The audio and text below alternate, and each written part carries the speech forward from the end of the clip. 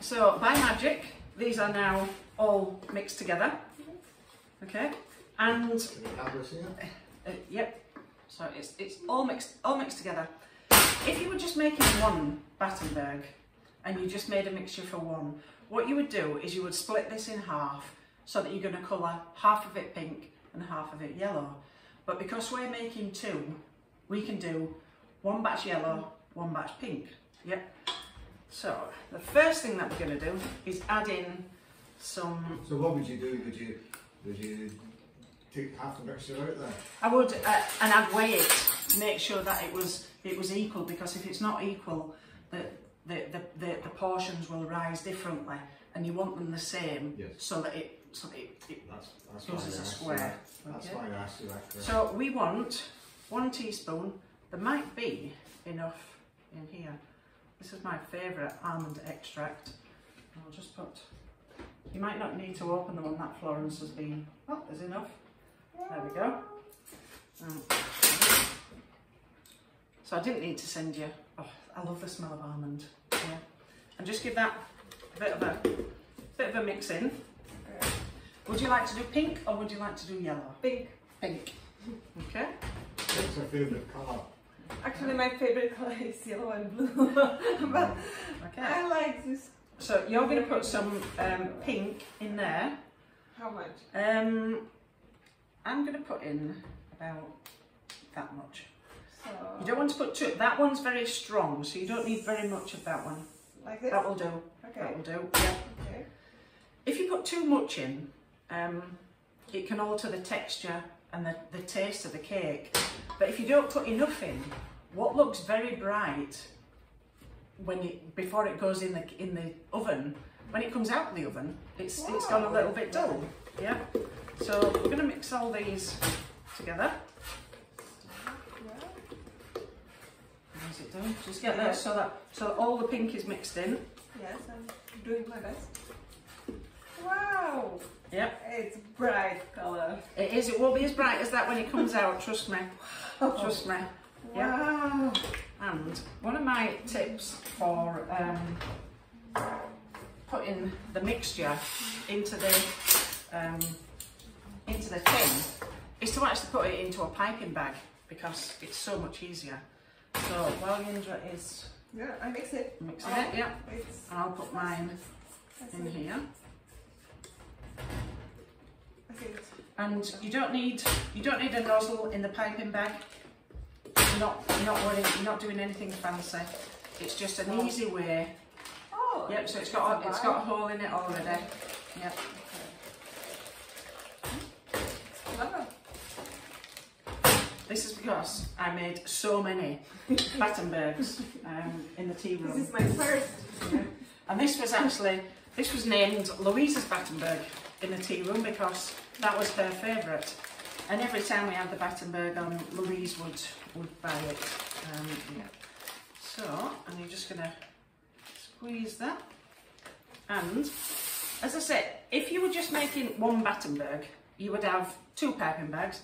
And you'd have one filled with pink, one filled with yellow, and you'd do 2 pink and 2 yellow. But because we're making 2 cakes, I can do all mine yellow, you can do all yours pink, and hope that they come out the same shape. Yep. So, and all you're doing is you're trying to make sure that you get just about the same amount. See how easy it is just to put it in when you do it like that. And you do it with a piping bag.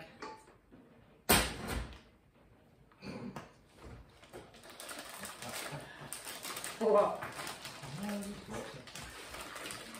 So, many years. I remember when you first started, you said this is easy. I remember when you first Oh started. no, it's just practice. That's what I joke about it. Yeah. But I want to tell everyone. So what you want to show it to me, because Jindra's going to do it, so you need to use. Have you used a piping bag before? No, I'm used to use piping bag. I have I have no plastic. I have that's it. Just cotton one. Yep, and they're just going to be kind of like that. So make sure that you save enough to kind of space it out between the 4 of them, so that it's all going to be used up. And I just want to tell a little bit of a tale about Battenberg cakes. So, me and Mr. M, we used to have bake-offs. And so if you twist the top, if you twist the top of it. Okay. Thank you. Give it a twist, then you get more power on it. Yep. Yeah, that's you now. That's you now. Yeah. Oh. You'll find it a lot easier. And it doesn't have to be neat because we're gonna sort it out. It's nothing fancy. It's just getting it in the tin. If you didn't want to do that, you could use a spoon. But you can see that with the little things, it's just that little bit more. It's just fiddly. You just got to do it like a tube of toothpaste. Yeah. So all I'm going to do is put this in. I can see you make it many times. I did, yes. So I used to make 4 Battenbergs at a time. So I'd have four tins, and I'd make 4 Battenbergs, and it is actually one of my favourite things to make because it's so nice, it's so easy. Yeah. Okay. This is easy. No, it's fun. And all you're doing is just making sure it's gone into all the edges. Okay. And you can making it so that they look just about the same like that.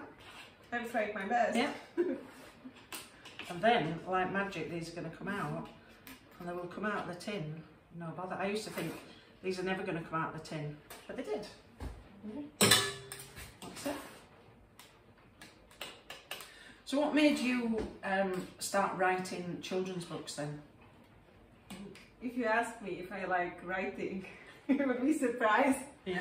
I love drawing. You like drawing. What was the first one? So my first one that I wrote. Is it here? It's actually the book that I wrote first is about, and I can tell it, the Alfie is moving out. And I love these 2 characters too much that this story is still written in the cupboard. Oh, right, okay. And now I'm making the stories that... Right. So that was the latest one. So we spoke about that last when we were making Parking. Yeah. So So Ollie and Alfie learned about time. So I came to your book launch and it was fabulous. Yeah, so that was good. So tell us a little bit about that book.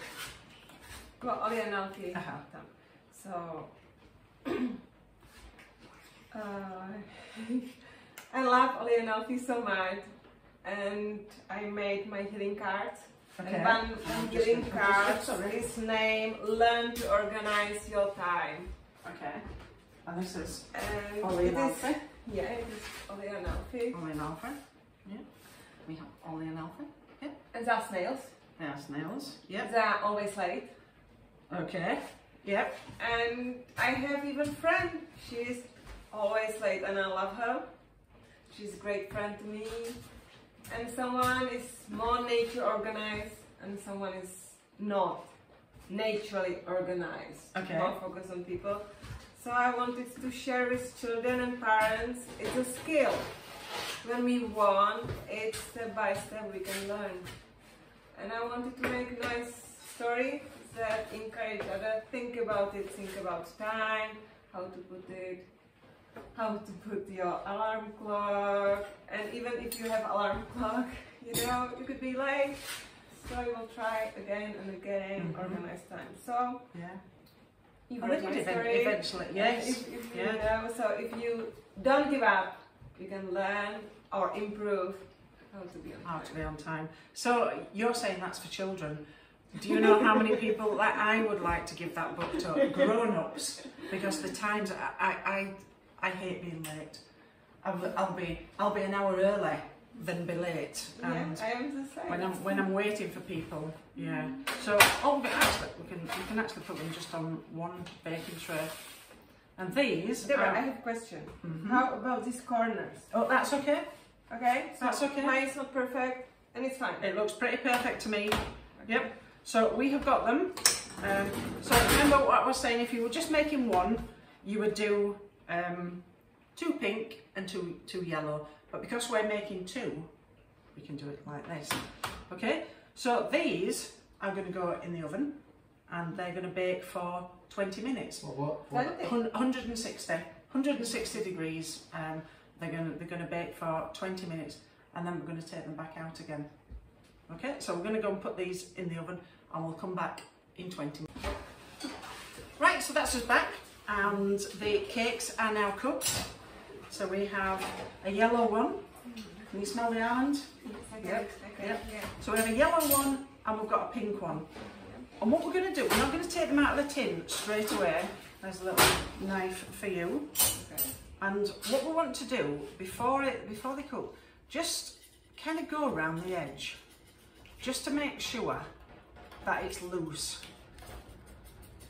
And I've kind of learned this over time, because of baking these so often, that actually if you just do this, it does help.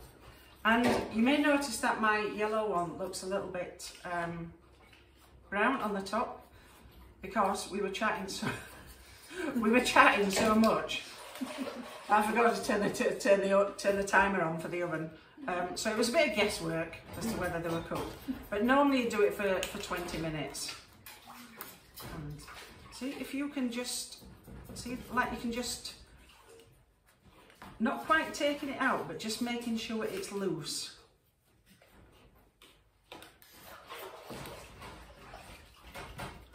And these should just pop out. You can take the,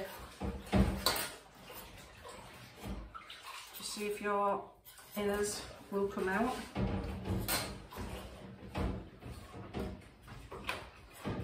Should just slide out. So Battenberg was actually created in the UK, and it was to celebrate the wedding of Princess Victoria to Prince Albert of Battenberg. So I've heard it called checkerboard cake or window cake. I like Battenberg. Yeah. So see if you just gently ease all your pieces,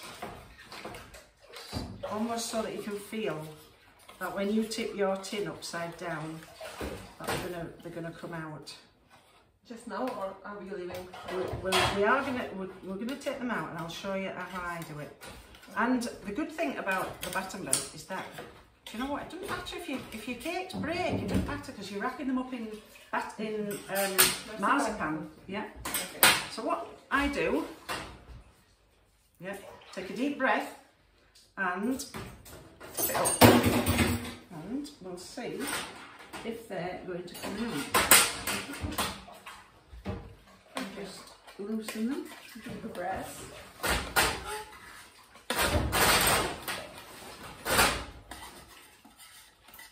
There we go. So mine are out. Let's see. So just loosen them off. Okay. That one's just make sure that they're all loose. Okay. And then actually just going to let them. They're going to get wrapped in marzipan, but we can't do that until they're completely cold. So we're just going to leave those to cool off.